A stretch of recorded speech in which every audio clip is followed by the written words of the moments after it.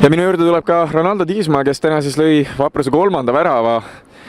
Meeskond ei ole siin staadionil võitnud väga-väga pikalt. Missugune tunne oli lüüa täna Kuressaarele see kõige magusam otsustav värav, mis sisuliselt lõpetas mängu? Väga super tunne, et publik oli väga hea ja oli vaja see värav lüüa, et ära vormistada see võit.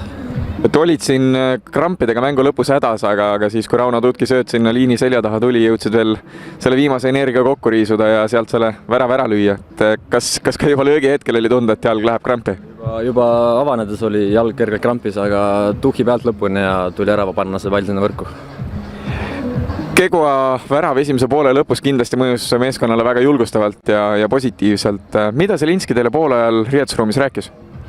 Tuleb samamoodi edasi mängida, aga tuleb rohkem äärte peale mängida, et eksis me liiga palju keskelt. Tulles esimese poole juurde veel korra tagasi, siis pärast Kuressaare avaväravat tundus, et võistkond oli liimist lahti ja andsid initsiatiivi Kuressaarele. Kuidas te sellest olukorrast välja suutsite tulla?